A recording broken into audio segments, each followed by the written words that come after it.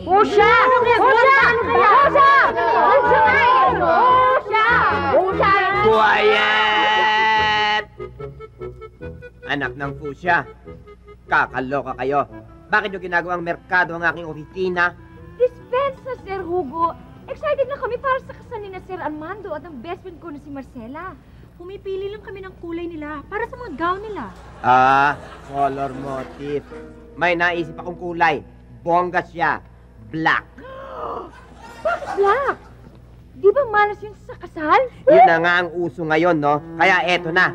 Bibigyan ko kayo ng tig-iisang black. Ay, ginugulo niyong opisina ko, mga hitad. Aray!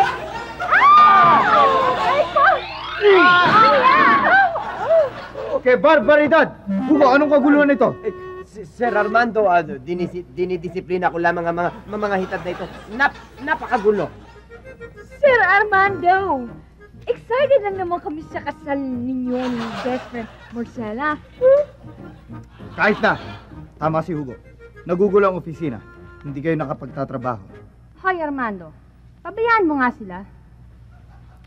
Wala sila sa lugar. Oras ng trabaho ngayon. Siyempre, excited sila sa kasal natin. Dahil bagay na bagay kayong dalawa. Paano na lang kung may dumating na kliyente at inabutan ang opisina na parang peryahan?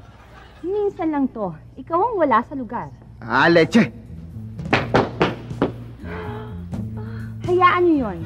At least masaya kayo para sa akin. Di tulad ng iba riyan. Okay, fine.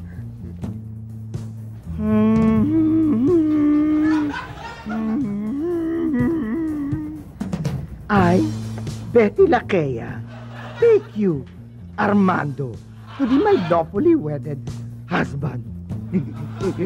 Nakakakilig. Betty, Oh, tigilan na natin to, no? Malilate ka na sa opisina. ikaw naman. Wala akong ganang pumasok, Nicolas. Araw-araw, walang ibang pinag-usapan ng mga tao sa opisina kundi ang kasal ni na Sir Armando at Marcela.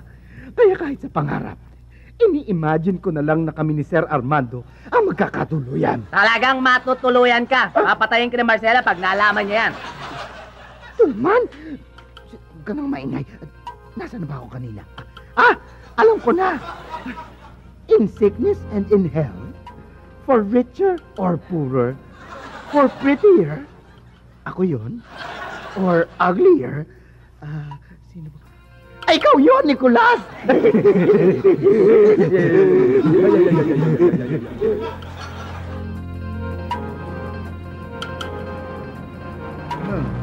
Betty?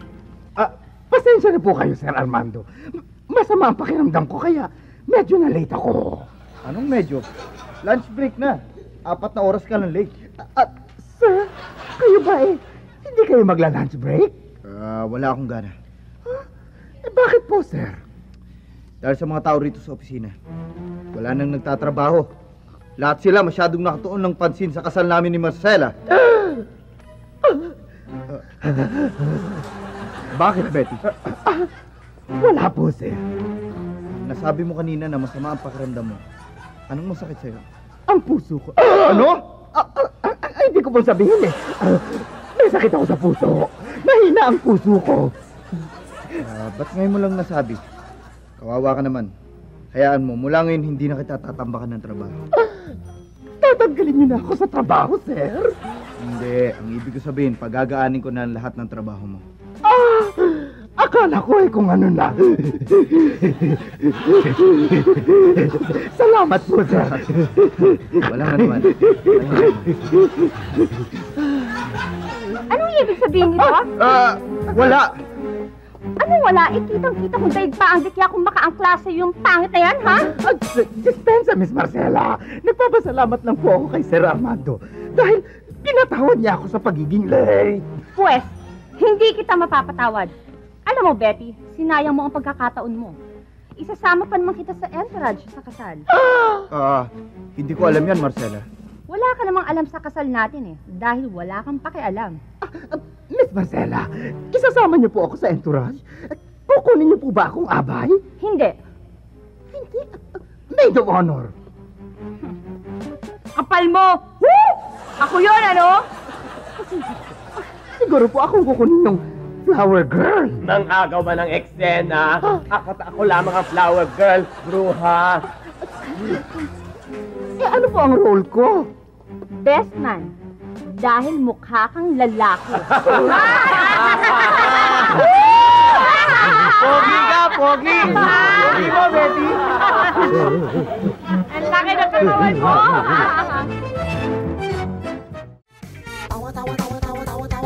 Anytime, anyone, anyhow. Halika manood at sumigaw. Anywhere in the world, everybody in the house.